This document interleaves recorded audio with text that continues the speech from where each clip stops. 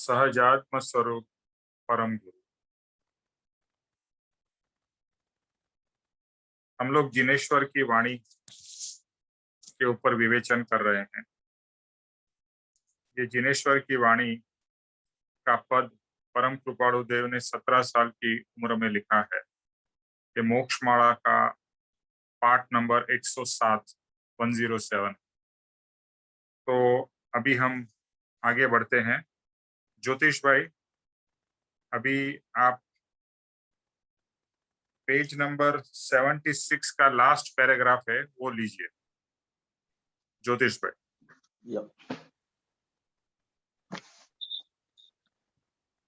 परम कृपाणु देव के समय में उनके जैसा समर्थ और क्षयोपशम वाला दूसरा कोई व्यक्ति नहीं था। वैसे ही जिनेश्वर की वाणी को यथार्थ रीत से समझ सके ऐसा दूसरा कोई संभव ही नहीं। वे पुरुष परम कृपाणु देव हमें समझाते हैं क्या कि जिनेश्वर की वाणी कैसी है। जिनेश्वर की वाणी का 1000वां अंश भी जो समझ में आए तो हमें सिर्फ वाणी नहीं, वाणी का महात्म्य भी समझ में आ सकता है। बहुत बार कहते हैं कि यह कविता बहुत अच्छी है, यह गीत बहुत अच्छा है। तो अच्छा क्या है? राग, मर्म या पूरा गीत या कविता? अच्छा क्या है?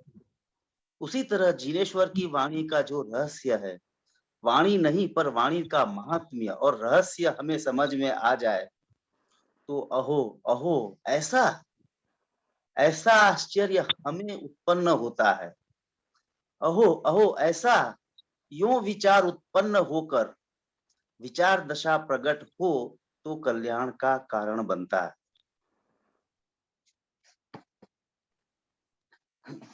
कृपाणु देव के समय में उस समय भी कुछ लोग जो जानते थे और आज भी बहुत सारे लोग कहते हैं कि उनके जैसा समर्थ और क्षयोपशम मतलब ऊंची दशा वाला व्यक्ति और कोई दूसरा नहीं था।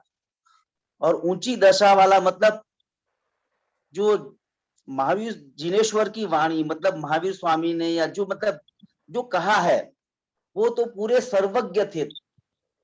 तीनों लोगों को तीनों काल के हिसाब से जानते थे, तो उतनी जानकारी उनमें थी और उन्होंने जो कहा, उनकी जो वाणी है उसको जिसने सबसे अधिक समझा और अनुभव भी किया, ऐसे व्यक्ति उस काल में कृपाणु देव के सिवा और कोई नहीं थे।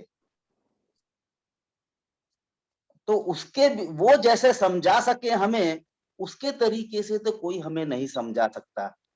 हमारी समझ तो कितनी है कि हम उनका 1000वां भी हिस्सा समझ लें तो भी पता नहीं कि शायद कुछ हमें समझ में आया है या नहीं, ऐसा कहना है। एक्चुअली उनका मतलब वाणी जो हम लोग कहते हैं कि अनंत अनंत भाव से भेद से भरेली भली अनंत अनंत नए निक्षेपे व्याख्यानी है। मतलब इतनी जो प्रशंसा की है या जो भी किया है जिनेश्वर की वाणी का, तो हम लोग उसको किस तरह से लेते हैं? क्या अच्छा है? बस वो गाने का राग अच्छा है या गीत अच्छा है या उसका मर्म अच्छा है, कविता अच्छी है, क्या अच्छा है? ये मतलब ये सोचने वाली बात है। और यदि उसका रहस्य यदि हमें समझ में आए, थोड़ा भी समझ में आए, 1000वां हिस्सा भी समझ में आए, तो सही में ऐसा होता है, अनुभव से भी अपने को भी ऐसा लगता है, अरे जिनेश्वर वाणी का ऐसा अर्थ है और ऐसा उसका रहस्य है, ऐसा उसका उपयोग है या ऐसा उसका अनुभव है। तो ऐसा जब होता है तब विचार दशा प्रकट होती है। तब हम सोचने विचार दशा मतलब हम सोचने लग जाते हैं कि क्या कहा, और जैसे जैसा सोचते हैं तो वैसे वैसे उसके अर्थ अलग अलग तरीके से अलग अलग नए से भाव भेद नए निक्षेप से समझ में आने लगता है। तो सही में ऐसा होता है कि अहो अहो सही में आश्चर्य होता है कि अरे जिनेश्वर की वाणी का ये मतलब है।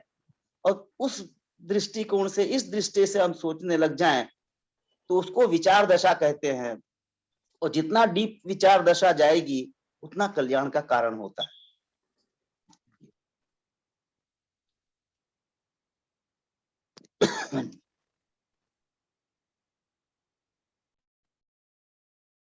अभी पूज्य पापा जी यहाँ कह रहे हैं कि परम कृपाणु देव के समय में उनके जैसा समर्थ और क्षयोपशमी, क्षय उपशम वाला, एक होता है क्षय मीन्स कट, उपशम मतलब दबाना। तो क्षयोपशमी का मतलब होता है कि जिनके ऊपर के ज्ञान के आवरण और दूसरे आत्मा के ऊपर आवरण काफी कम हो गए हैं, क्षय उपशम हुए, क्षय हुए हैं, कट हुए हैं या दब गए हैं। तो ऐसे व्यक्ति की जो समझने की शक्ति और समझाने की शक्ति दोनों ही बहुत पावरफुल होती है। पहले तो समझना चाहिए, किसी को आपको समझाना हो तो पहले आपको खुद समझना है। तो समझने की शक्ति और समझाने की शक्ति दोनों ही इनकी बहुत पावरफुल होती है।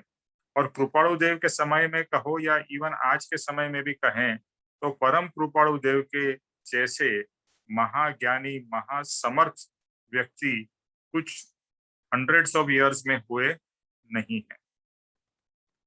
तो वो जब भी जिनेश्वर की वाणी के बारे में कहते हैं तो वो हमें समझा रहे हैं कि जिनेश्वर की वाणी कैसी है, यानी भगवान की वाणी, जिनेश्वर की, महावीर की या जो भी तीर्थंकर सर्वज्ञ हो गए उनकी वाणी कैसी है, उसका अपने हमें एक्सप्लेन कर रहे हैं कि जिनेश्वर की वाणी कैसी है, वो समझा रहे हैं। क्योंकि एक साधारण मनुष्य को भगवान की वाणी समझना बहुत मुश्किल है। हमें लगता है कि हम भगवान को जानते हैं, भगवान की बात हम समझ गए हैं। एक्चुअली हमें कुछ समझ में नहीं आता है। तो यहाँ पर जैसे पापा जी ने लिखा है कि अगर उन्होंने जो कहा है, जिनेश्वर ने या भगवान ने जो कहा है, उसका 1000वां भाग, 1000th ऑफ द पार्ट जो उन्होंने जो बताया है, ज्ञान दिया है, उसका 1000वां भाग भी हमें समझ में आए तो समझ लेना कि बहुत अच्छी तरह से समझे हैं। तो वो भी हम नहीं समझ पाते, उतना भी हम नहीं समझ पाते हैं। यानी यहाँ पर ये समझना है कि ये ज्ञान की विशालता क्या है, ये भगवान के ज्ञान की विशालता। जैसे हम समुद्र देखते हैं तो समुद्र कितना विशाल, कितना मतलब एक अगर हम छोर पे खड़े हैं तो दूसरा छोर दिखाई ही नहीं देता।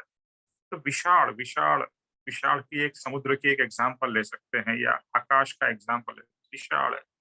ऐसे ही ज्ञानी या भगवान की जो वाणी है वो विशाल ज्ञान से भरी हुई है। तो उनको समझाने के लिए भी वैसे समर्थ व्यक्ति चाहिए। तो ऐसे जिनेश्वर भगवान की वाणी जो जो हमें समझा रहे हैं, वैसे परम कृपाणु देव और परम कृपाणु देव की वाणी समझा रहे हैं हमें पूज्य पापा जी। सो ये वाणी का जो महत्व हमें समझना है, इम्पोर्टेंस क्या है। तो हम जैसे काफी बार कहते हैं कि हमें ये कविता बहुत अच्छी लगी या ये पद बहुत, जैसे कृपाणु देव के बहुत सारे पद है इंक्लूडिंग जिनेश्वर की वाणी। अभी हम जो नित्य क्रम और स्टार्टिंग में कहते हैं, एक से बढ़कर एक पद है और इतने सुंदर पद उन्होंने लिखे हैं कि एवरीथिंग फॉल्स इनटू प्लेस। इस इतने सुंदर जिनेश्वर भगवान के पद है। और सॉरी, ये परम कृपाणु देव वो भी भगवान कोटि के ही पुरुष थे, तो उनके पद इतने सुंदर है। एक एक चीज आध्यात्मिक है, वो आध्यात्मिक चीज को उन्होंने एकदम डिटेल में समझाया है। और वो आध्यात्मिक को कविता में लिखना, देखो हम आध्यात्मिक चीज समझाने में हमें नॉर्मल भाषा में भी समझाना डिफिकल्ट है, तो उन्होंने ये आध्यात्मिक चीज को कविता रूप में और इतने गहराई से लिखा है परम कृपाणु देव ने। तो हमें लगता है वाओ, क्या अद्भुत है परम कृपाणु देव। और अभी परम कृपाणु देव किनकी बात कर रहे हैं इस पद में, तो जिनेश्वर भगवान। तो यहाँ कहते हैं कि जब भी हम कोई चीज के बारे में हमें लगता है कि बहुत बढ़िया था, हम कोई गीत सुनते हैं तो हमें लगता है आहा मजा आ गया। तो उसका क्या राग अच्छा था, सुर अच्छा था, गायक अच्छा था, उसके जो लिखा था, कविता लिखी थी या गीत लिखा था, वो बढ़िया था, क्या बढ़िया था। तो हम कहते हैं ना हमें इसमें बहुत चीज बहुत अच्छी लगी, इसके वर्डिंग सुपर्ब है, इतना बढ़िया। और इसने जैसे कोई कोई हम फेमस सिंगर जैसे लता मंगेशकर के कोई गीत सुनते हैं तो लगता है क्या बहुत ही अद्भुत था। तो इस पद में इसी तरह से अभी ये जो जिनेश्वर की वाणी ये पद है, इसमें क्या अच्छा क्या है, इसमें क्या टच परम कृपाणु देव को किया, क्या टच हमें होता है, हमें ये सोचना है। वरना देखो ये पद तो बहुत छोटा है जिनेश्वर की वाणी का। अनंत अनंत भाव भेद सी भरेली, अनंत अनंत नए निक्षेपे व्याख्यानी, सकल जगत हितकारिणी। आरिणिमो वगैरह। ओके, तो ये पद एकदम छोटा है, एकदम सिंपल है, लेकिन यही खूबी होती है ज्ञानी की। कोई भी चीज को इतनी सिंपल तरीके से वो वर्णन करते हैं, इतनी सिंपल तरीके से अपने भाषा में परो लेते हैं कि जिससे सामने वाले को समझ भी आए, और अगर सामने वाला उसका रहस्य समझे। देखो इम्पोर्टेंट बात है कि इसमें रहस्य समझना है। ये जो जिनेश्वरी वाणी है, उसका रहस्य क्या है, उसमें क्या गूढ़ार्थ रखा हुआ है, वो हमें ढूंढना है, उसकी बारे में वो रहस्य को समझना है, और वही परम कृपाणुदेव हमें समझाने की कोशिश कर रहे हैं। तो जब भी वो रहस्य समझ में आएगा ना, तो ऐसा एक बोलते हैं ना, जैसे स्पार्क होगा या ट्यूबलाइट होगी, आहा, एक बल्ब, जैसे कहते हैं ना, कुछ अद्भुत समझ में आया।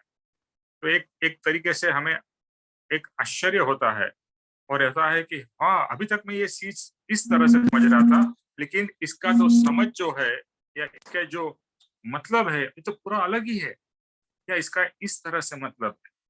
तो जब भी वो समझ में आता है, तो वो एक जैसे चिंगारी हमारे अंदर में होती है, एक स्पार्क होता है, और वो हमें एक अलग ही लेवल पे ले जाता है।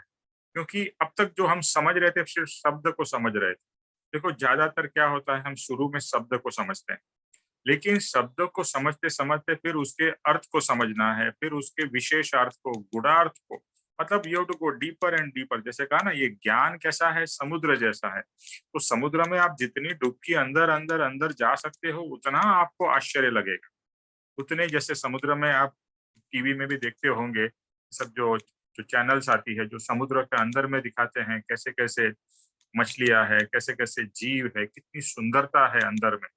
तो इसी तरह से इस भगवान की वाणी है, जिनेश्वर की वाणी की, जैसे हम डेप्थ में जाएंगे, तो हमें आश्चर्यचकित होंगे कि कितना अद्भुत ये वाणी में रहस्य है, कितना इसमें तत्व है, कितना भरा पड़ा है, कितना खजाना है।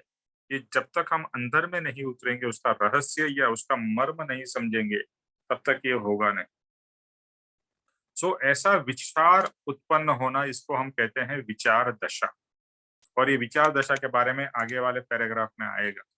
तो ज्ञानी क्या करते हैं, परम कृपाणुदेव हमें क्या कर रहे हैं कि हमें वो विचार दशा की तरफ लेके जा रहे हैं, कि जिससे हमारी विचार दशा खुले, ये जो हमारी माइंड है, इसके इसके दरवाजे खुले। क्योंकि अभी हम सिर्फ शब्द का मीनिंग समझ लेते हैं, अच्छा जिनेश्वर की वाणी अनंत है। अभी हम देख रहे हैं कि पूज्य पप्पा जी ने इस जिनेश्वर की वाणी को कितने विस्तार से वो एक्सप्लेन कर रहे हैं। मतलब इसमें ही ये सब खजाना पड़ा हुआ है ना, तो वही खजाने को हमें दिखा रहे हैं पूज्य पापा जी, और हमें अपने तरीके से भी उसको और डेप्थ में जानने की कोशिश करनी है। जब भी हम खुद जानेंगे, उसमें हमारी विचार दशा, हमारी अंदर की जागृति बढ़े। ओके, और कल्याण का कारण। तो अभी नेक्स्ट पैराग्राफ सुनीता जी आप पढ़िए।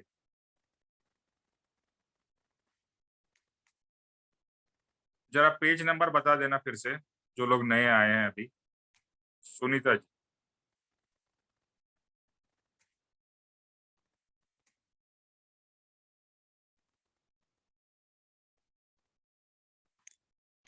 $77.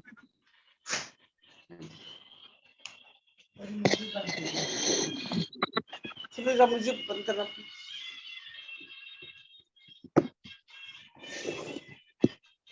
जब इस वाणी पर अलग अलग रीत से गहन रूप से विचार सुनीता जी क्या करते पेज नंबर बता दीजिए वापस, कुछ लोग अभी ज्वाइन हुए हैं। 77 पैराग्राफ सेकंड है, मतलब ये पहले का कंटिन्यूएशन के बाद। ओके। जब इस वाणी पर अलग अलग रीत से गहन रूप से विचार करते जाएंगे, तो गहराई से विचार करने से जीव की विचार दशा उत्पन्न होती है। अन्यथा जैसे तैसे विचार करें तो उसे शेख चिल्ली का विचार कहने में आता है। तत्व का गहरा और गंभीर विचार ही विचार दशा है, और तत्व सिवाय दूसरा कुछ भी हो तो उसे दूसरा जो नाम देना हो तो दे सकते हैं। परम कृपालु देव ने इस विचार और विचार दशा पर वचनामृत में अनेक जगहों पर उल्लेख किया है। वाणी का महात्म्य कैसा हो, इस रीत से जीव मात्र विचार करे तो जीव की दशा विचार दशा उत्पन्न हो सकती है। विचार दशा अर्थात आत्मा के साथ गाढ़ा संबंध और फिर आत्मा की अनुभूति के साथ जो जो वचन निकले वह है विचार दशा। विचार दशा उत्पन्न हो तब कल्याण का कारण बनता है और अनंत अनंत भेद हल करने में की सुलझाने की इच्छा होती है। अनंत अनंत शब्द जो यथार्थ समझ में आ जाए और उसका अंश भी अगर अनुभव हो जाए, वेदन हो जाए तो अद अद हो जाए। अनंत शब्द जो है वह आसानी से समझ में नहीं आए ऐसा है। बोलने के लिए बोल ले, परंतु चाहे जितना विचार में गहरा उतरते जाए फिर भी उसका अंत न आए, वह अंत है। ऐसे श्री जीव जिनेश्वर की वाणी के लिए परम कृपालु देव ने 2 बार अनंत अनंत शब्द का प्रयोग किया है। जब जिनेश्वर की वाणी पर अलग अलग तरीके से, अलग अलग रीत से हम जब बहुत गहरे विचार में उतरते चले जाएंगे तो जितनी भी हम जो भी जीव है, हम जब गहराई से हम विचार करते हैं तो उसकी विचार दशा उत्पन्न हो जाती है। और अन्यथा अगर हम विचार दशा नहीं करते, ऐसे जैसे रैंडमली बोलते हैं, कुछ करते हैं, तो उसको तो जैसे शेख चिल्ली का सिर्फ सुनाने के लिए लोगों को या जताने के लिए कि मुझे आता है, तो वो तो एक शेख चिल्ली वाली बात हो जाती है कि हम अपना हाँ जी मैं बहुत ज्ञानी हूँ, मुझे इसका मीनिंग पता है, मैं समझा सकता हूँ। तो वो शेख चिल्ली की कहानी हो जाती है, वो कहने में आता है। तत्व का गहरा और गंभीर विचार ही विचार दशा है। क्योंकि जो वाणी का तत्व है, जो उसमें जब गहराई से हम जब विचार दशा करते हैं, विचार करते हैं, तो वही विचार दशा है। और तत्व सिवाय दूसरा कुछ भी हो जाए, उसे तो जो दूसरा नाम देना हो दे सकते हैं। पर परम कृपालु देव ने इस विचार और विचार दशा पर वचनामृत में अनेक जगहों पर उल्लेख किया है। जिन तो परम कृपालु देव की वाणी में ये विचार और विचार दशा, ये बार बार उल्लेख हुआ है। इसका शब्द पहले कई वाणियों के अंदर आया है, क्योंकि वो परम कृपालु देव जी कहते हैं कि वाणी का जो महात्म्य है वो कैसा है, क्योंकि जितना जीव इस विचार पे गहरे उतरता है, जितना इसको विचार दशा को बार बार अपने गहराई में उतारता है, तभी ये विचार दशा उत्पन्न होती है। बार बार इसका उल्लेख करना मन से, हर बार अकेले में एकांत में बैठ करके जैसे हम सुन लेते हैं, परंतु जब तक हम अकेले एकांत में गहराई में नहीं सुनेंगे, समझेंगे इसको शांत वातावरण में, तब तक हम इसका मर्म समझ नहीं सकते। जो इसका जो मार्मिक है, जो एक्चुअल तत्व है, वो हमारे को समझ में नहीं आएगा। इस रीत से जीव मात्र विचार करे तो जीव की विचार दशा उत्पन्न हो सकती है। इस तरीके से विचार दशा अर्थात आत्मा के साथ गाढ़ा संबंध और फिर आत्मा की अनुभूति के साथ जो जो वचन निकले वह है विचार दशा। जितना हम विचार में गहरे उतरते जाते हैं, उतना ही आत्मा से गहरा संबंध जुड़ता चला जाता है।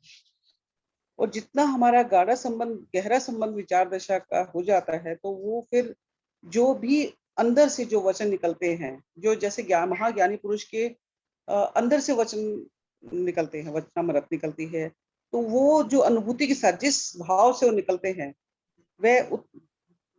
वह है हमारी असली विचार दशा।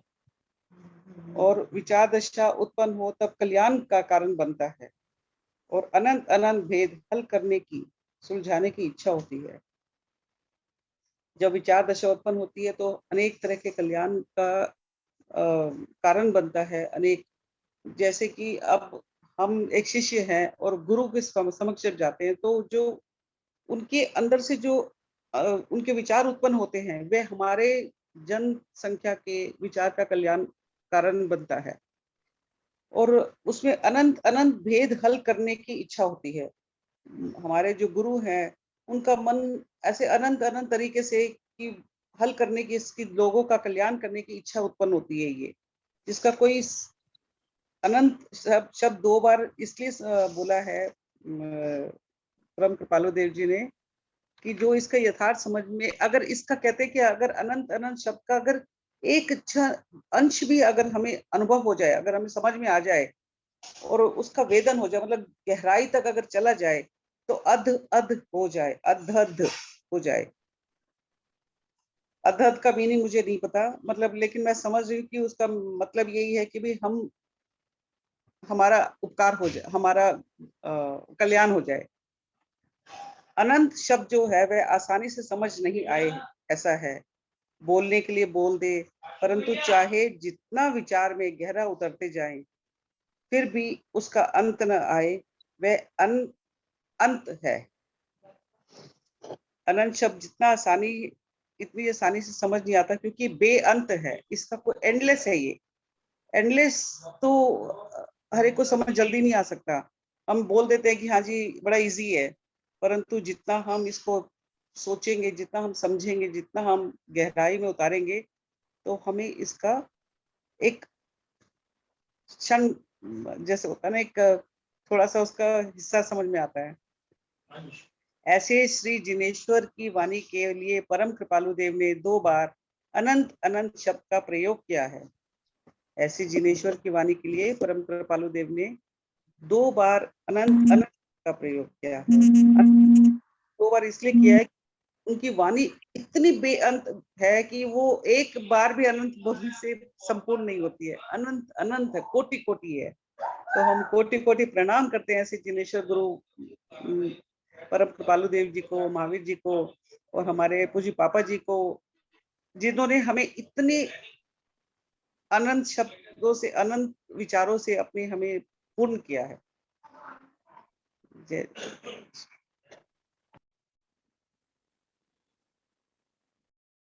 अभी ये जो जिनेश्वर की वाणी यहाँ पर ये सिर्फ जो पद लिखा है जिनेश्वर की वाणी, वो तो जिनेश्वर भगवान की वाणी को एक ट्रिब्यूट दे रहा है।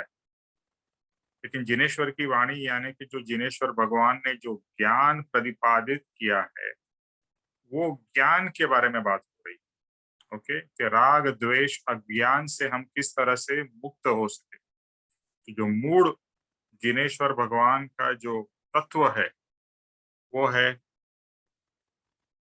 जिनेश्वर का जो तत्व है, वो क्या तत्व है?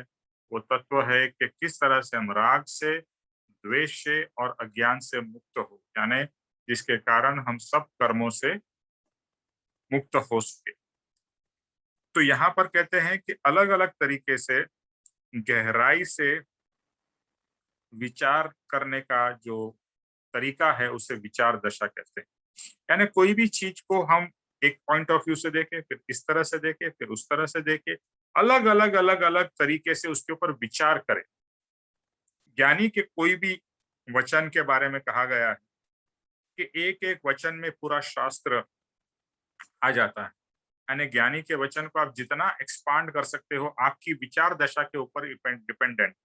लेकिन यहाँ पर एक चीज ध्यान रखनी है कि कुछ बेतुके विचार करोगे, यानी कोई बिना एनी बेसिस के, तो उसको सेक चल्ली के विचार कहेंगे। जैसे कहते हैं ना, ख्याली पुलाव बनाना है, इसी तरह से एकदम बिना बेसिस के तो तत्व को पकड़ के हम विचार करेंगे, उसको विचार दशा कहेंगे। लेकिन तत्व वत्व को साइड में रख के कुछ भी इमेजिनेशन करना या कुछ भी ऐसा सोचना जिसका कोई हाइड और टेल ना हो, तो कोई मतलब नहीं। तो वैसे विचार की बात नहीं हो रही है, बट जो तत्व है, मोस्ट इंपॉर्टेंट है कि ये क्या कहने की कोशिश कर रहे हैं। तो ज्ञानी जब भी कुछ कह रहे हैं ना, तो हमें उसके बारे में सोचना कि ये क्या कहने की कोशिश कर रहे हैं, ये क्या समझाने की कोशिश कर रहे हैं, इसमें से मुझे क्या ग्रहण करना है, मुझे क्या प्राप्त करना है, इससे मेरा किस तरह से कल्याण हो। तो ये इस तरह से बहुत ही, और सुनीता जी आपने जो बात कही वो एक इम्पोर्टेंट बात कही कि शांत हो करके देखो। ये अगर घर में हलचल हो रही है, आवाज है, शोरगुल है, आप एक, सबके पास में रीजनेबली अच्छे घर हैं, आप जब भी ये सब चीजें करें तो सत्संग भी जब भी अटेंड करते हो, एक अपने कमरे में बैठ के शांत होकर के विदाउट डिस्टरबेंस, और जब भी ये इसके ऊपर में वापस पढ़ रहे हैं या ध्यान कर रहे हैं, चिंतन मनन कर रहे हैं, तो वातावरण शांत होना चाहिए। अगर वातावरण में ही हलचल है, आवाज है, तो आपका मन कहाँ से स्थिर होगा, और आपके विचार दशा तो बिल्कुल पॉसिबल ही नहीं। तो हमारी ऐसी दशा नहीं है कृपाणु देव जैसी या पप्पा जी जैसी कि कहीं भी हम गहराई में जा सकते। तो हमारे को पहले शांत वातावरण की जरूरत है। हमारा वातावरण शांत हो, हमारा मन, हमारा शरीर शांत हो, हलचल न हो, तो जाके हम कुछ विचार दशा में आगे बढ़ सकते हैं। कृपाणु देव कहते हैं कि शांत भावे जो कर्या, मतलब शांत होकर के पहले वातावरण शांत होना चाहिए, फिर हमें शांत शांत होना है।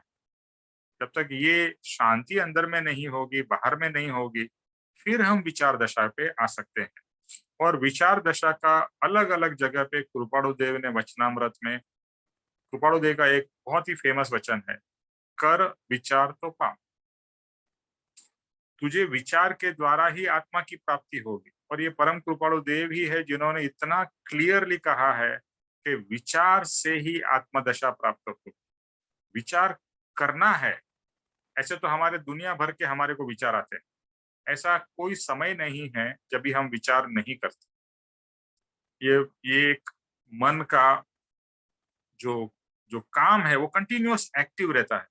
मन कभी भी स्थिर नहीं बैठता है। विचार के बिना मन रहता ही नहीं। यानी मन के साथ में हम जुड़े हुए हैं। तो आप कोई भी समय आप कुछ नहीं भी कर रहे हो तो एक तो काम करो जरूर कर रहे होंगे, विचार। बिना विचार के हम रहते ही नहीं। तो विचार तो हमारे अंदर हो ही रहे हैं, बट यहाँ पर विचार दशा की बात है। तो विचार दशा क्या है कि फोकस करके अपने माइंड को या अपने विचारों को एक जगह पे केंद्रित करना और एक चीज के ऊपर में केंद्रित करना और उसके बारे में सोचना और गहराई में उस पे जाना। तो जैसे समापना में आता है ना कि ज्यों ज्यों मैं सूक्ष्म विचार से गहरा उतरता हूँ, त्यों त्यों आपके तत्वों के चमत्कार मेरे स्वरूप का प्रकाश करते हैं। इतना अद्भुत वचन है ये। तो जैसा गहराई में जाने के लिए आपको सूक्ष्म विचार करने पड़ेंगे। पहले होंगे स्थूल विचार, मोटे विचार, फिर पतला, फिर पतला, फिर मतलब और गहराई में जाने के लिए आपको सूक्ष्म सूक्ष्म विचार करने पड़ेंगे, जो आपको साधारणतः नहीं होंगे, ऑब्वियसली नहीं होंगे। इसको और सोचना पड़ेगा। जैसे पापा जी ने एक बहुत अच्छी बात बताई है कि कोई भी वचन ले लो और वो वचन के ऊपर में आपके आपके खुद के समझ के हिसाब से 20 वचन लिखो कि इस वचन में आप क्या समझे। जैसे ये पापा जी ने अभी ये जिनेश्वर की वाणी की जो अनंत अनंत के ऊपर ही उन्होंने इतने सारे वचन उन्होंने एक्सप्लेनेशन में लिखे हैं। ये तो उनके वचन हो गए। आप कोई भी ज्ञानी के वचन ले लो जो आपको अच्छे लगते हैं और वो वचन को लिखो और उसके ऊपर में एटलीस्ट 20 एडिशनल पॉइंट्स या उसके रिलेटेड 20 पॉइंट्स आपके अंदर से निकलने चाहिए। अभी क्या होगा जब भी आप ये प्रोसेस करेंगे ना, तो 2-5 मतलब थॉट्स तो इमीडिएटली आ जाएंगे। अच्छा इसमें इसका ये मतलब, इसका ये मतलब। उसके बाद में आपका माइंड आगे सोच नहीं पाएगा। फिर आप थोड़ा और प्रेशर करोगे, और सोचना है और सोचना है और क्या है और क्या है, थोड़ा और निकलेगा। लेकिन कुछ समय के बाद में ये माइंड थक जाएगा, बुद्धि थक जाएगी, बोलेगा अभी हमारे पास में और इसके ऊपर सोचने के लिए नहीं है। तो वहां पर रुकना नहीं, कंटिन्यू नहीं। मुझे तो 20 वचन लिखने हैं, सेम वचन नहीं, अलग अलग पॉइंट्स 20 लिखने हैं। तो फिर और माइंड जब भी थक जाएगा और विचार करोगे, तो पप्पा जी और सब ज्ञानी पुरुष कहते हैं तो क्या होगा, आपका माइंड और बुद्धि काम नहीं करेगी, लेकिन आपका आत्मा टेक ओवर कर लेगी। That is very important. और जैसे ही वो आत्मा विचार करने लगेगा तो वो रियल में विचार दशा है। आत्मा के द्वारा विचार हो रहे हैं, जहां मन बुद्धि का एक्शन वहां पर नहीं है। तो वो विचार से, तो ये कहा ना जैसे हम गहरे उतरते हैं, जो समापना में वचन है, तो गहरे उतरते हैं तो वहां पर गहराई में जब जाने के लिए आपको आत्मा से विचार करने पड़ेंगे। आत्मा से विचार होंगे तब गहराई में आप जाओगे और तभी जो भगवान के तत्व है उससे आपका साक्षात्कार हो।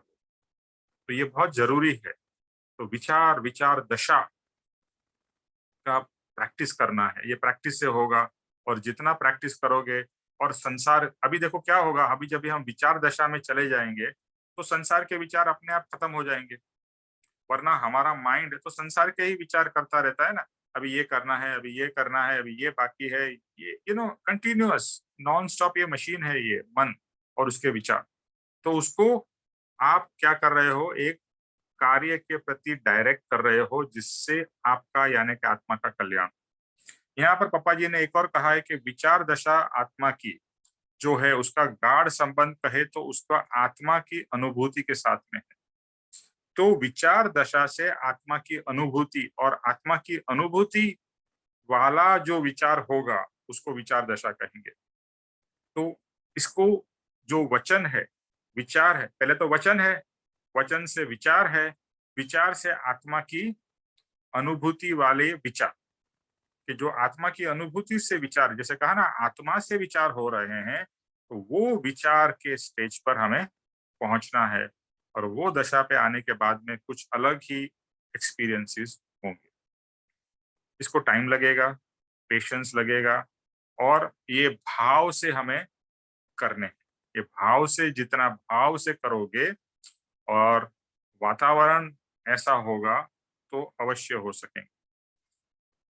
अभी यहाँ पर अनंत अनंत भेद, अभी जो अनंत शब्द है, देखो जैसे कहा ना ज्ञानी के कोई भी वचन में, कोई भी शब्द में अनंत आगम रहे, अभी फिर से अनंत शब्द आया, लेकिन कहने का मतलब है कि एक अनंत शब्द भी, यहाँ पर सिर्फ एक शब्द की बात हो रही है, वचन की भी बात नहीं, एक शब्द अनंत, वो अनंत शब्द कितना इंपॉर्टेंट, क्योंकि ये पद की शुरुआत कृपाणु देव ने किससे की है, अनंत अनंत भाव भेद तीव्र, अनंत अनंत नए निक्षेप व्याख्यान।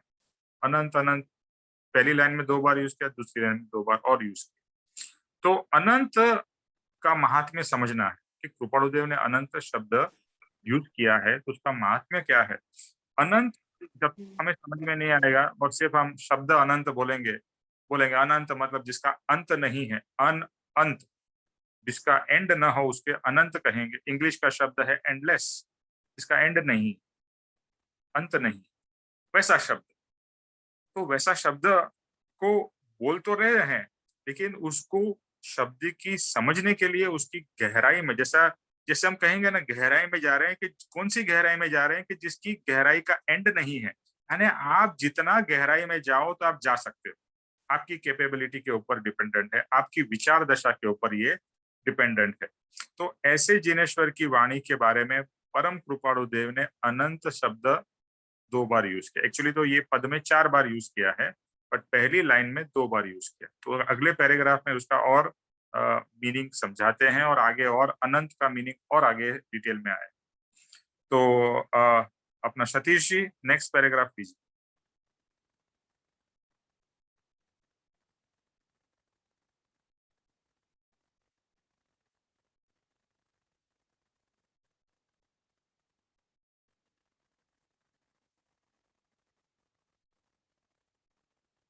सतीश जी।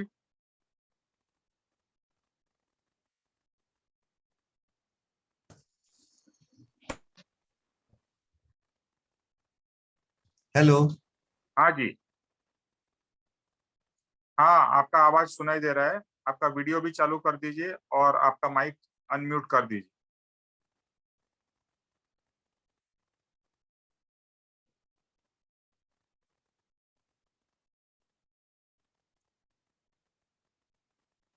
सतीश जी माइक और वीडियो अनम्यूट करिए।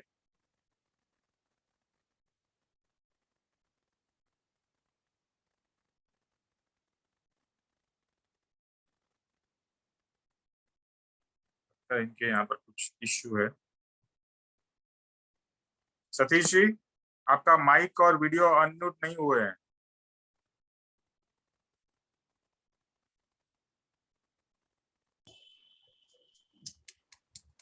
हाँ अभी माइक अनम्यूट हुआ है। हो गया? हाँ माइक अनम्यूट हुआ है, अभी आपका वीडियो भी चालू कर दीजिए। सर वीडियो हो नहीं रहा। हाँ चलो चलो ठीक है, कोई बात नहीं, चलेगा। बोलिए एटलीस्ट, माइक माइक को अनम्यूट करिए वापिस। माइक आपका फिर से म्यूट हो गया। अब ठीक हो गया? हाँ हो गया। Okay sir. ज्ञानियों की खासियत यह होती है कि यदि एक से ज्यादा अनेक बार कोई बात कहनी होती है तो वे सिर्फ 2 बार कहते हैं, 5 या 25 बार नहीं कहते। और जो अज्ञानी है वह एक ही बात को बार बार दोहराता है, रिपीट करता है।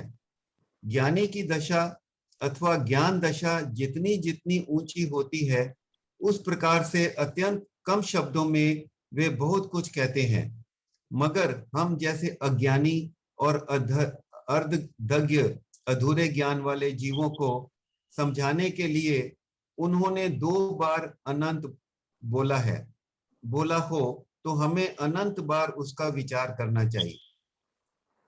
इसलिए 2 बार यानी कि बहुवचन कहा है, जिसका अर्थ अनेक बार हो जाता है। इसलिए सिर्फ 2 बार अनंत अनंत ना समझकर अनंत बार समझना है, और अनंत का अर्थ अलग अलग जगहों से जहां से जितना जानने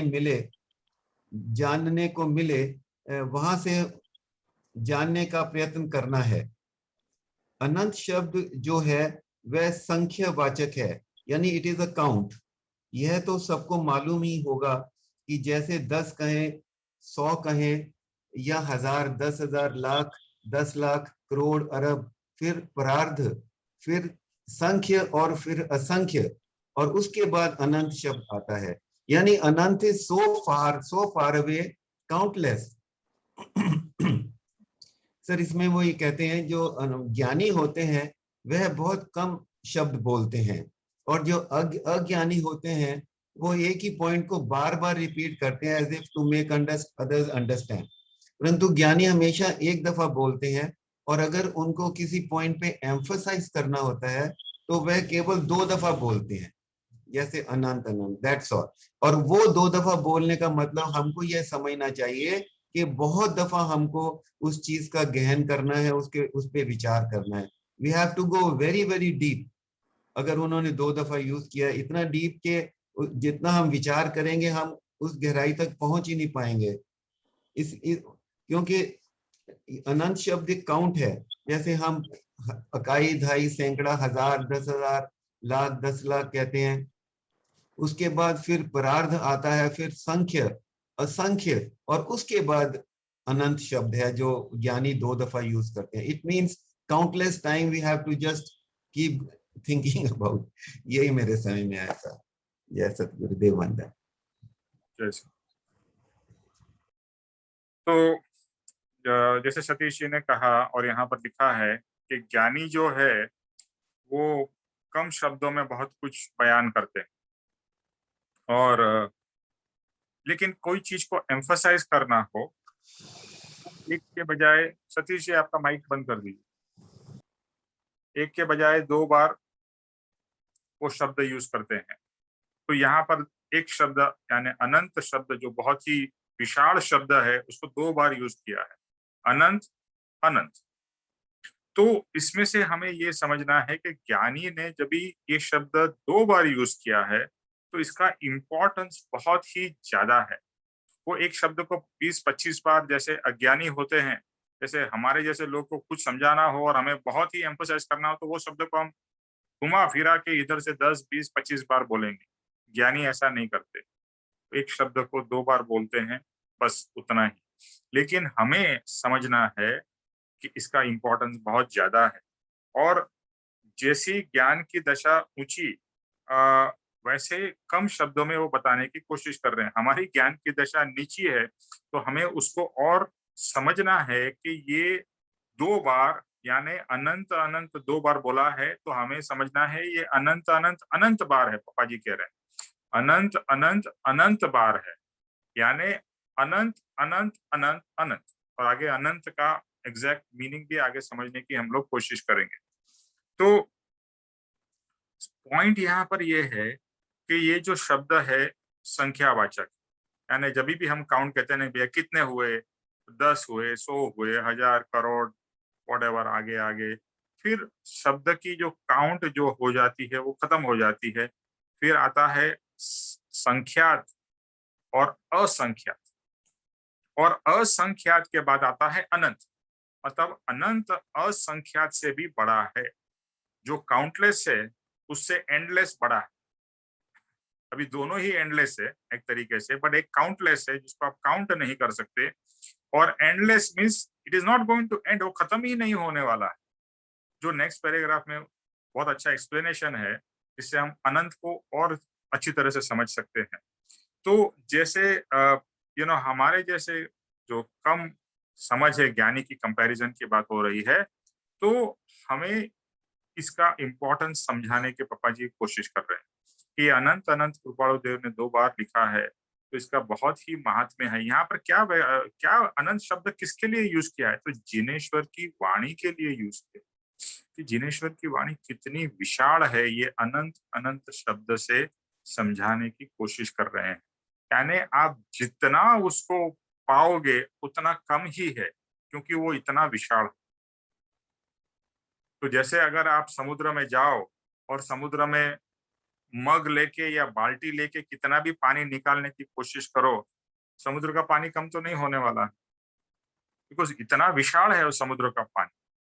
इसी तरह से ये ज्ञानी का ज्ञान, यहाँ पर जिनेश्वर के जो ज्ञान उन्होंने दिया है वो इतना विशाल है, और इसीलिए परम कृपाणु देव ने अनंत अनंत शब्द से इसको व्याख्यान किया है, इसके बारे में बताने की हमें कोशिश की है कि इतना विशाल ज्ञान है, अनंत अनंत। और ये 2 अनंत मीन्स मेनी अनंत, अनंत अनंत अनंत अनंत, इतना विशाल है। देखो जब भी हम सोचते हैं ना, तो शब्द से तो अभी हम समझने की कोशिश, तो एक अंदर में ऐसा फीलिंग आता है कि कितना विशाल ये ज्ञान चीज, कितनी विशाल है। समुद्र का पानी भी ज्ञान के आगे कम ही है, कि ज्ञान तो विशाल चीज है, और वो ज्ञान में हमें डुबकी लगानी, वो ज्ञान की हमें प्राप्ति करनी, और वो हमारे अंदर में ज्ञान है, हम सब में वो ज्ञान पड़ा हुआ है, लेकिन वो ज्ञान तक हमें जाना है, यानी जो गहराई में जाना है जहां पर ये ज्ञान समाया हुआ, तो प्राप्ति। Okay Ramdas, next paragraph.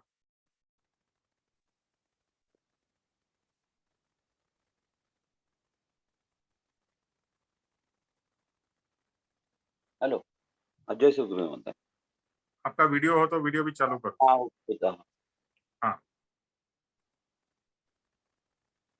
शास्त्रों में अनंत शब्द के अलग अलग जगहों पर बहुत से उदाहरण दिए हैं। एक जगह पर अनंत का उदाहरण इस प्रकार से दिया है कि 1 किलोमीटर लंबा, किलोमीटर चौड़ा और 1 किलोमीटर गहरा ऐसा खड्डा खोदे। यह खड्डा खोदकर ताजा जन्मा हुआ ससा मीन्स खरगोश अथवा ताजा जन्मा हुए बाल ले और उन बालों से वह खड्डा पूरा भरे। वह खड्डा भर जाए, फिर उसके ऊपर चक्रवर्ती का पूरा लश्कर यानी कि 64,000 पैदल पायदल अश्वसेना और रथ, इस तरह 64,000 into 4 is equal to 2,56,000 उसके ऊपर चले, और फिर वह सब बाल तब आए और फिर से खड्डा भरे। ऐसा करते करते पूरा लेवल जब बार बार हो जाए, यानी कि खड्डा भर जाए, फिर उसमें से 100 वर्ष में एक बाल निकाले। मैं गिनकर हर 100 वर्ष में एक बाल निकालना है।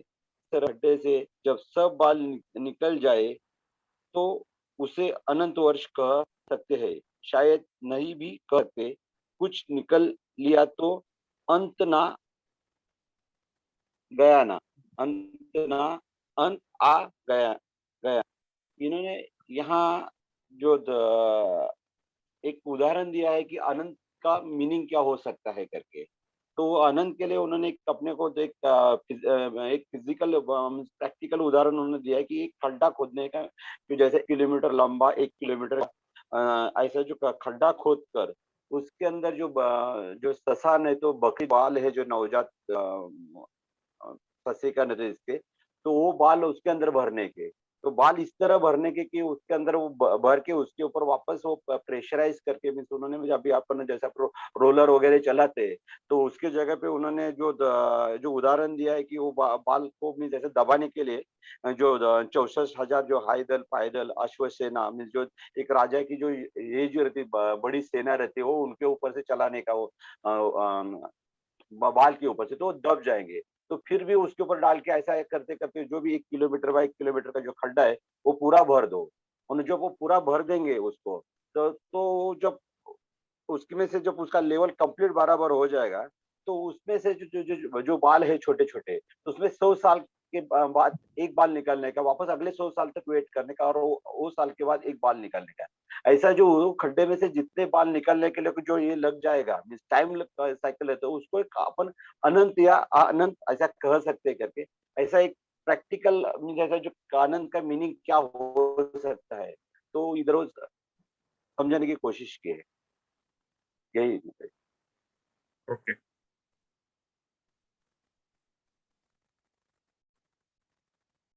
ये तो काफी स्ट्रेट फॉरवर्ड है।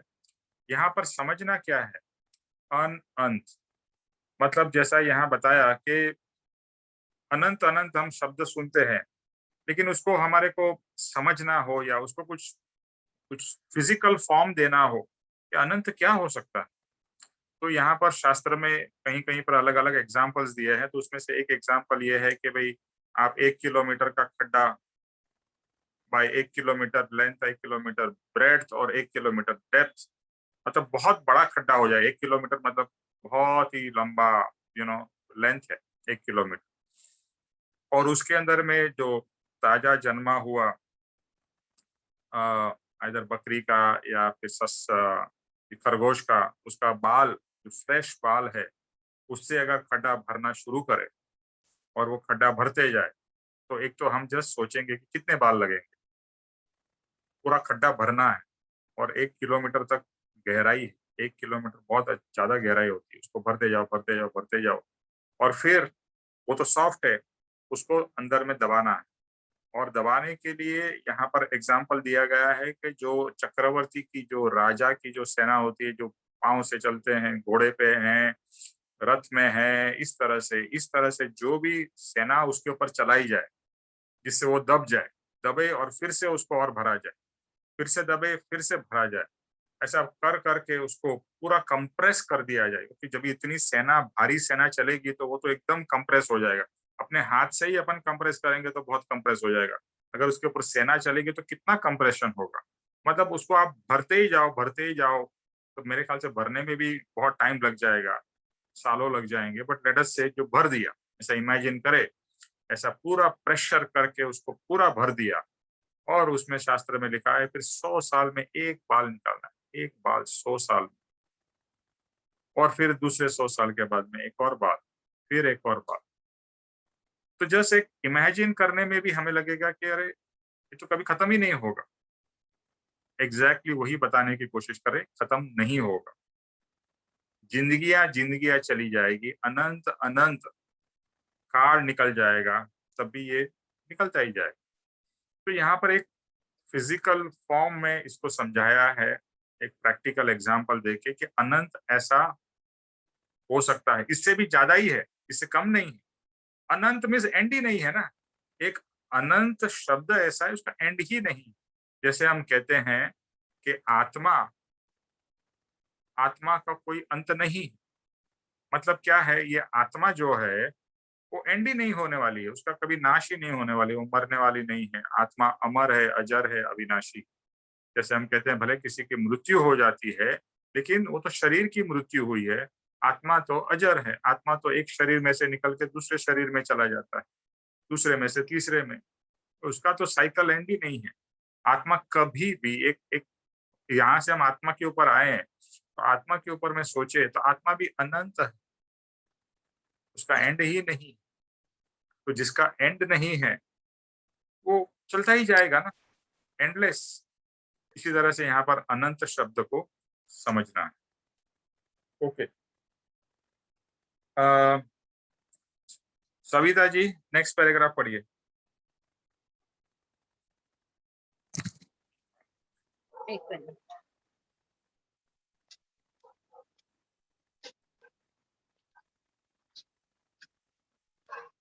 इस तरह से विचार करें तो अनंत शब्द जो परम कृपालु देव ने कहा है, और जैन दर्शन में भी अनेक जगहों पर अनंत शब्द का प्रयोग हुआ है। उसे अंश में समझ सकते हैं। हम सबको प्रश्न तो जरूर होगा कि अनंत अनंत बोलते हैं, पर ऐसा कुछ अनंत होता होगा? अनंत शब्द के लिए भी हम ऐसी शंका करते हैं और हो ही जाती है। अथवा जैसे 100, 200, 500 बोलते हैं, उसी तरह अनंत शब्द हम बोल देते हैं, परंतु हमें अनंत का असर बीइंग कहे या वेदन कहे, वे तो होता नहीं है। तो जो उदाहरण दिया है, उस रीत से विचार करें कि 100 वर्षों में एक बाल निकालें तो कितने वर्षों में निकलेंगे। ये विचार करके शांति से 2 मिनट, 5 मिनट, 10 मिनट, जितनी गहराई से आप विचार कर सके, उतनी गहराई से विचार करें तो ये अनंत शब्द समझ में आ सकता है। अब भगवान का ज्ञान अनंत है, तो हमारा ज्ञान कितना बस है? बस बस यहाँ तक। हाँ, इसमें निमेश भाई, इन अनंत शब्द के बारे में ही उन्होंने कहा कि ये जो अनंत शब्द का बार बार हम प्रयोग करते हैं, उससे उसको समझने के लिए भी हमारे कई बारी मन में शंका पैदा होती है कि भाई इसके बोलने से हमें क्या, बोलने से कुछ होता है क्या? तो अनंत शब्द के लिए भी हम ऐसी शंका करते हैं, और होनी भी संभव है। जैसे 100, 200 बोलते हुए, उसी तरह हमारे अनंत के लिए भी हमें शंका मन में उत्पन्न होती है। लेकिन अनंत कहे या वेदन कहें, वे तो होता नहीं है। वेदन से नहीं समझ आई, व्हाट इज वेदन? वेदन मीन्स फीलिंग। फीलिंग, अच्छा, फीलिंग नहीं होती है। ऐसे उस रीते से, उस खाली विचार करने से, चाहे हम कुछ भी करें, हमारे मन में वो शंका जाती नहीं है। जैसे इसका उदाहरण उन्होंने दिया है कि भाई एक बाल निकालने में हमें इतने, हर बारी 100 वर्षों में अगर एक एक बाल निकालें तो उसमें कितने वर्ष लग जाएंगे। और अगर हम शांति से बैठ के इसके प्रति विचार करें और इसको गहराई से सोचें कि इस अनंत शब्द का मतलब क्या है, तभी हमें समझ में आ सकता है। ओके, आपका माइक म्यूट कर दीजिए। हाँ जी। मम्मी जैसे वो खत्म हो गया। नहीं बेटा, एक मिनट। ओके, सो इस तरह से अगर हम ये जो एग्जाम्पल दिया था, इतने बाल इसमें अगर वो खड्डे में भर के या रेडी करते हैं और एक एक बाल निकालते हैं, तो यहाँ पर अनंत को समझने की कोशिश की जा रही है। देखो, अनंत एक विशाल शब्द है जिसको समझना मुश्किल है, लेकिन हम कोशिश जरूर कर सकते हैं कि अनंत की गहराई तक हम पहुंचने की कोशिश करें। अनंत की गहराई तो होगी ही नहीं, मतलब एंड तो होगा ही नहीं, बट हम अंदर अंदर गहराई में जा सकते हैं। ये इसका सबसे बड़ा फायदा है। और जैन दर्शन में या परम कृपाणु देव ने भी काफी जगह पर अनंत शब्द का इस्तेमाल किया है। तो इसके लिए अनंत शब्द को समझना बहुत ही जरूरी है। इवन ये जिनेश्वर की वाणी को समझने के लिए अनंत शब्द, या कोई भी भगवान की वाणी को समझने के लिए हम अनंत शब्द का इस्तेमाल कर सकते हैं, क्योंकि यहाँ पर उसकी विशालता का दर्शन होता है। जैसे कहे कि समुद्र में कितने ड्रॉप्स है, एक समुद्र में पानी के कितने ड्रॉप्स होंगे? काउंटलेस। बट यहाँ तो एंडलेस है। ये काउंटलेस, काउंटलेस का मतलब होता है असंख्यात, और एंडलेस का मतलब होता है उससे भी आगे, काउंट से भी पर। तो हमें सबको ये प्रश्न हो सकता है कि ऐसे हम अनंत अनंत बोलते हैं, क्या ऐसा अनंत होता है क्या? तो अनंत शब्द के लिए भी हमें शंका होती। अभी जैसे ये अभी बात हुई कि आत्मा अनंत है। आत्मा मतलब आत्मा का आयुष्य अनंत है। ये आत्मा कभी एंड नहीं होने वाला है, एंडलेस है ये आत्मा। मेरा आत्मा, आपका आत्मा, हम सबका आत्मा। तो ये प्रश्न होता है, इज इट ट्रू? क्या आत्मा कभी भी खत्म नहीं होता है? ऐसा प्रश्न हम सबको होता ही होगा। इसी तरह से ये अनंत शब्द का भी ये प्रश्न तो होता है कि क्या ऐसी कोई चीज है जो अनंत है? बट ये पूरा ब्रह्मांड ही अनंत है। ये ब्रह्मांड अनंत काल से है, अनंत काल तक रहने वाला है, एंड नहीं होगा। साइंस भले कुछ भी कह ले, और साइंस भी मानता है कि ये रहने वाला है, कितने ही युगों युग आएंगे चले जाएंगे, ये यूनिवर्स, ये ब्रह्मांड रहने वाला है और इस ब्रह्मांड के सब पदार्थ भी रहने वाले हैं। जड़ जो माइक्रो पार्टिकल जिसे हम प्रदेश कहते हैं, परमाणु कहते हैं, परमाणु, वो परमाणु रहने वाले हैं और आत्मा भी रहने वाला है, आत्मा का भी कोई नाश नहीं होने वाला। तो ये पूरा जो यूनिवर्स है वो रहने वाला है, कहीं जाने वाला नहीं। तो ये अनंत को इस तरह से हम समझने की कोशिश कर सकते हैं कि अनंत शब्द कितना कितना विशाल है। तो ज्यादा हम अनंत कैसे सोचते हैं, अच्छा 200 है, 500, अच्छा 1000 है, लाख है, करोड़ है, अनंत, ऐसा हम सोच लेते। बट हम अनंत को, जैसे अभी तक आई एम श्योर हमने ये जिनेश्वर की वाणी अनंत अनंत अनंत बार तो नहीं गाई है, लेकिन बहुत से बार गाई, लेकिन कभी भी अनंत को इतने गहराई से हमने सोचा नहीं। ये पप्पा जी इतनी अच्छी तरह से हमें ये अनंत शब्द को पकड़वाने की या अनंत शब्द को ग्रास्प करने की हमारे को एक्सप्लेनेशन दे रहे। तो अनंत का फीलिंग होना चाहिए, उसका वेदन होना चाहिए।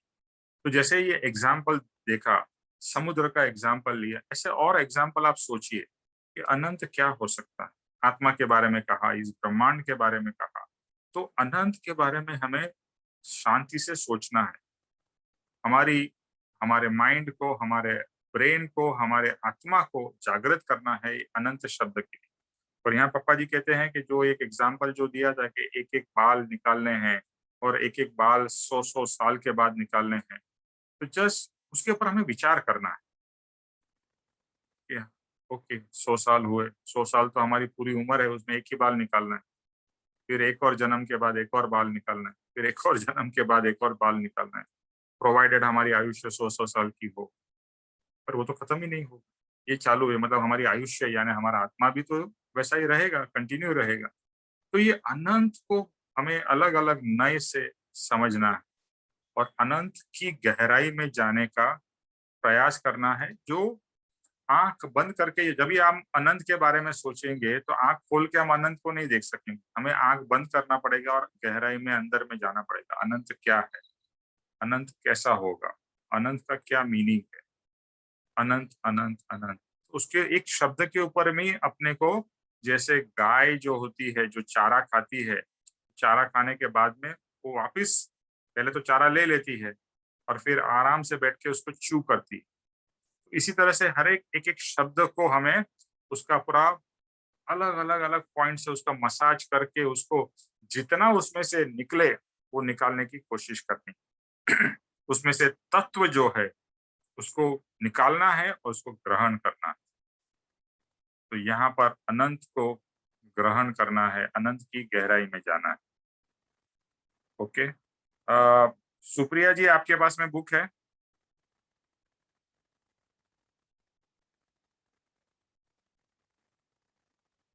सुप्रिया जी,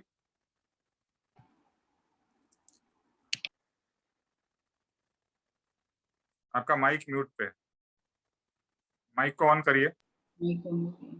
हाँ, okay, do you have the book? I have a photocopy. I don't have the actual book. But you are able to read? Kind of. Not very good, but kind of. So where are we starting from? It's page 70, no, 81? It's Savita?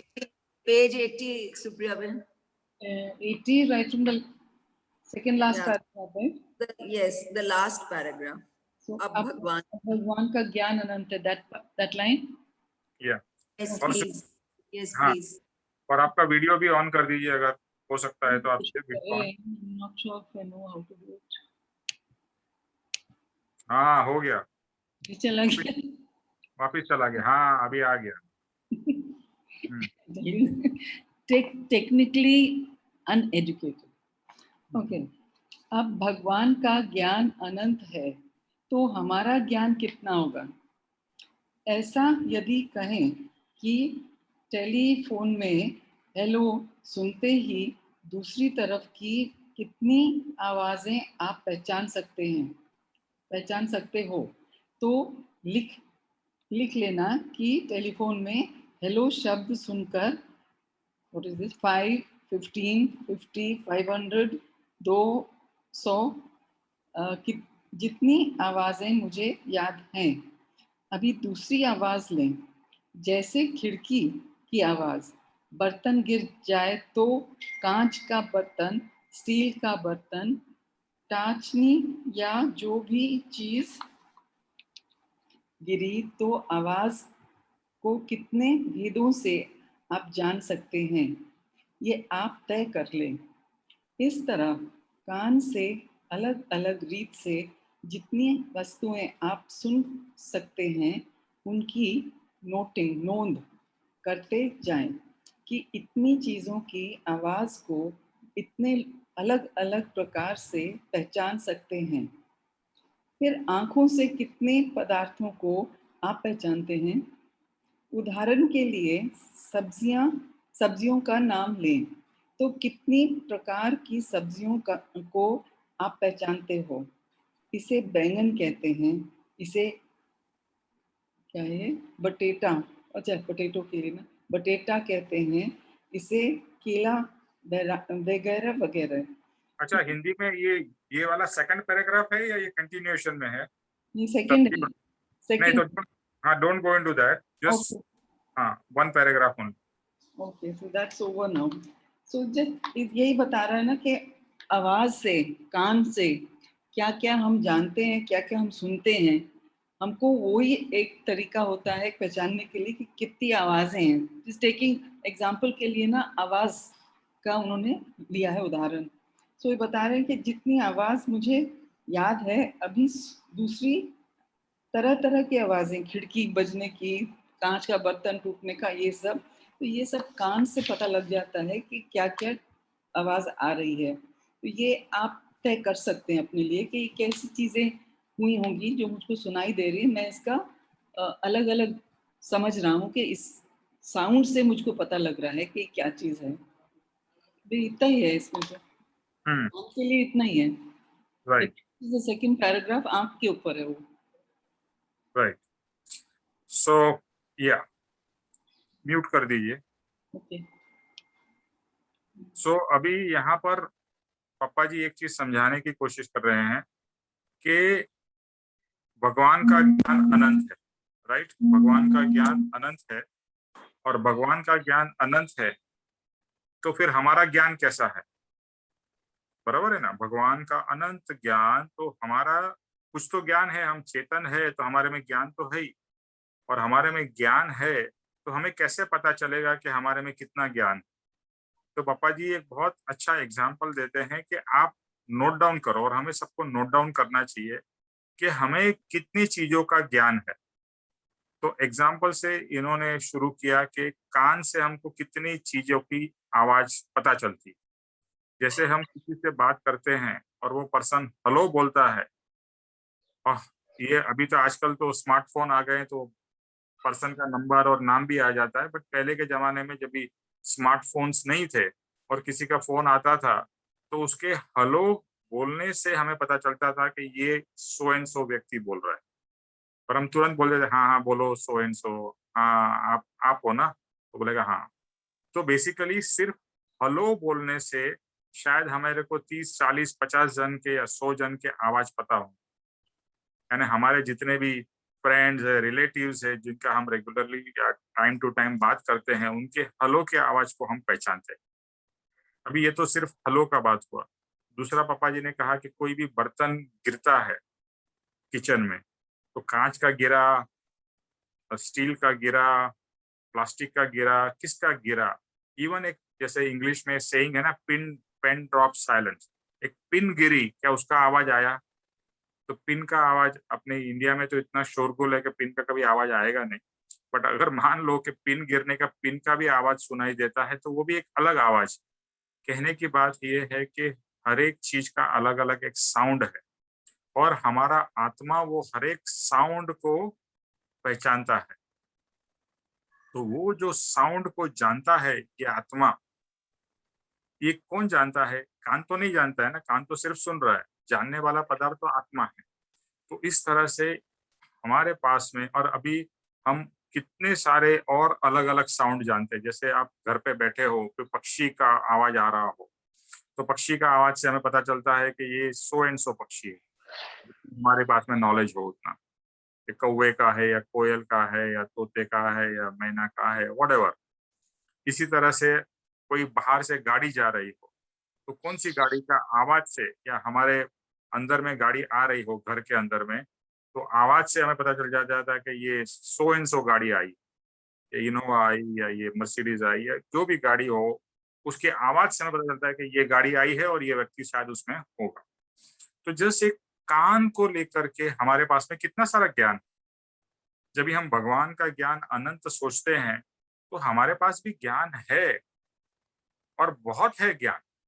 सिर्फ ये कान को लेकर आप analyse करिए। देखो यहाँ पर तो कुछ एग्जाम्पल्स पप्पा जी ने दिए हैं, लेकिन अगर हम कान के क्या क्या आवाज को पहचानते हैं, तो आप अगर लिस्टिंग करने जाओ तो बहुत लंबा लिस्ट बनेगा, अवश्य बने। और कोई चीज का फ्रिक्शन हो रहा है, तो फ्रिक्शन हो रहा है तो किस चीज का फ्रिक्शन हो रहा है। जैसे खिड़की की आवाज आ रही है, तो खिड़की, कहाँ की खिड़की की आवाज आ रही है, क्या हो रही है। तो एक आवाज को लेकर कितना ज्ञान हमारे अंदर में है ऑलरेडी। नहीं है ये लाना है ऐसी बात नहीं, ऑलरेडी है। ओके, नेक्स्ट पैराग्राफ रीटा जी, नेक्स्ट पैराग्राफ पढ़ेंगे आप।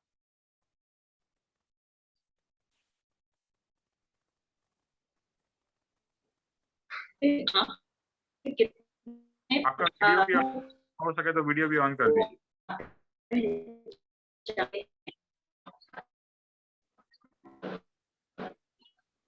हेलो,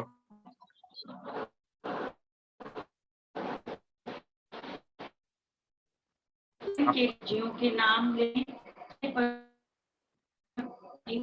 आप पहचानते हैं। इसे बैंगन कहते हैं, इसे बटेटा कहते हैं, केला वगैरह कहते हैं। इसी तरह पांचों इंद्रियों के विषय यानी इन विषयों आप गिनती करें तो लगेगा कि आपका ज्ञान अंदाजा 15,000, कोई 20,000। तो आज हम सबका ज्ञान कितना है पांचों इंद्रियों के विषयों को।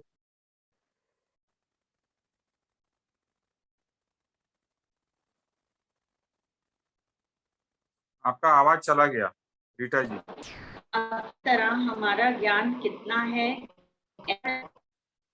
जब पता चले, फिर ही हम तुलना करें।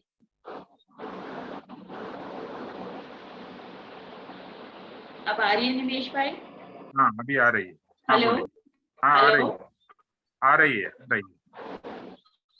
अब इस तरह हमारा ज्ञान कितना है ऐसा जब हमें पता चले, फिर ही हम तुलना करें। ईश्वर जो है वह ज्ञान कितना है। तो वाणी धर्म से कहते हैं कि अनंत अनंत भाव अनंत प्रकार के भेद हैं, वे क्या है। जिस तरह पहले कान का एग्जाम्पल देके पापा जी ने भगवान के ज्ञान जो अनंत है और हमारा ज्ञान कितना है, उसी तरह वो हमें ये आंखों के एग्जाम्पल से बता रहे हैं कि हम कितनी तरह की सब्जियों की पहचान कर लेते हैं आंखों से। अगर हम लिस्ट बनाए खानों वगैरह एग्जाम्पल बनाए तो हमें लगेगा हमें कितनी वस्तुओं का ज्ञान है, 10,000 वस्तुओं का को ज्ञान टोटल करें तो कोई 15, कोई 20। तो वो कहते हैं कि इस तरह भगवान हमें तो इंद्रियों द्वारा ज्ञान मिल रहा है जो आत्मा कर रही है, तो जिनेश्वर का ज्ञान कितना अनंत होगा, एंडलेस होगा। तो इसलिए उन्होंने ये जो वाणी बोली है, अनंत अनंत भाव और भेद भरी हुई वाणी है। तो जिनेश्वर की वाणी का कोई एंड ही नहीं है। आप जितना उसका विचार करोगे गहराई से, उतना ही आपको उसका मीनिंग, उसका महत्व पता चलेगा। मेरी समझ में यही है। Thank you. Okay good. अभी ये कान के बारे में हमने एग्जाम्पल लिया। अभी सिर्फ सब्जी का एग्जाम्पल ले कि, और अगर लेडीज लोग को पूछे तो उनको तो बहुत ज्यादा अलग अलग तरीके की सब्जी के बारे में पता है। एक अलग एग्जाम्पल बताता हूँ, मैंगो का एग्जाम्पल है। अभी मैंगो की सीजन है, तो मैंगो में भी ये आफूस है या ये लंगड़ा है या ये पायरी है या जो भी अलग अलग, तो एक मैंगो को हम देखकर या उसको टच कर कर या उसको सूंघ कर हम पहचान लेते हैं कि ये कौन सा मैंगो है। इसी तरह से अलग अलग तरीके के हमें कितने सारे सब्जियों के नाम पता है। कितने सब्जी तो एक चीज हो गई, अभी जब भी हम खाना बनाते हैं तो कितने अलग अलग मसाले उसमें यूज करते हैं, तो सब मसालों को भी हमें पता है, मसालों के नाम भी पता है। और कोई ज्यादा एक्सपर्ट होता है जैसे कुक वगैरह शेफ वगैरह होते हैं, तो उनको तो ये भी पता चलता है ये मिर्ची है तो कौन सी मिर्ची, कश्मीरी मिर्ची है, कहाँ की मिर्ची है, एटसेट्रा। तो इतनी नॉलेज हर एक साधारण व्यक्ति में भी है। कोई ये ज्ञानी की बात नहीं हो रही है, साधारण व्यक्ति की बात हो रही है। तो इसी तरह से जो भी व्यक्ति है, एक नॉर्मल व्यक्ति की बात करे, कॉमन मैन की बात करे, कॉमन विमेन की बात करे, तो इतना सारा ज्ञान है। अभी तो सिर्फ ये सब्जी का बात हुआ, अभी फ्रूट का बात करो, फिर और जितने भी पुस्तक का बात करो, टेबल की, कुर्सी की, आप कितने प्रकार की चीजों के आपके अंदर में ज्ञान है। आप आपके घर के बारे में ही सोचे तो आपके घर में ही शायद हजारों चीजें होगी। अगर हमने कभी लिस्ट नहीं बनाया है, लेकिन घर की चीजों की अगर हम लिस्ट बनाने बैठे तो शायद हजारों चीज हमारे घर में से ही निकलेगी। एक अगर सबको हम सेपरेटली नोट करें तो इस तरह से अगर काउंट किया जाए और करना चाहिए। ये जब भी हम ये सब पढ़ते हैं ना, तो हम पढ़ के बाद में रख देते हैं। एक नोटबुक में लिखना शुरू करना चाहिए, तो एक आइडिया आएगा हमें कि ज्ञान क्या है और हमारे पास में कितना ज्ञान है। फिर उसका मल्टीप्लिकेशन कर सकते हैं। मुझे ये 100 पता है तो इसके हिसाब से ये 400, 4 और अलग अलग तरीके से पता है, इसके लिए 400 हो गया ये। तो इस तरह से पापा जी कहते हैं कि हमारा जो ज्ञान है, कोई कहेगा मेरा 10,000 चीजों का ज्ञान है, कोई कहेगा 15 या कोई 20, कोई और उससे ज्यादा तेजस्वी होगा, कोई 30, 40। It all depends. इतना ज्ञान हमारे पास है और हम अज्ञानी हैं। सोचने की बात यह है कि इतना सब जानते हुए भी हमारे में अभी जो ज्ञानी का ज्ञान है वो नहीं है, कंपैरिजन करें तो। जब भी इतना ज्ञानी से कंपेयर करें तो ज्ञानी का अनंत ज्ञान के बारे में अभी हमें थोड़ा अंदाजा आने लगता है कि ओहो, मुझे भी 30-40 हजार चीजों का ज्ञान है, वो जो मुझे खुद को पता नहीं था। जब तक हमने ये पढ़ा नहीं था तब तक हमें खुद को पता नहीं था कि हमारे को भी इतना ज्ञान है। सिर्फ सिर्फ पढ़ना लिखने को ज्ञान नहीं कहते हैं। जितनी चीजों की जानकारी है और उसका अनुभव है वो सब ज्ञान हो गया। तो इस समय जब ये इतना हमारा ज्ञान है और फिर अभी हम देखते हैं क्या कि जिनेश्वर भगवान का ज्ञान कितना हो सकता है। अगर मेरा 30, 40, 50 हजार है एक नॉर्मल पर्सन का, तो जिनेश्वर का ज्ञान अनंत नहीं हो सकता है? ऑब्वियसली हो सकता है। अगर वो सर्वज्ञ है, सर्वज्ञ मतलब सब कुछ जानते हैं, इस पूरे ब्रह्मांड को जानते हैं, तो ब्रह्मांड में कितने पदार्थ होंगे? आप कहोगे काउंटलेस या एंडलेस। पूरे ब्रह्मांड की बात हो रही है।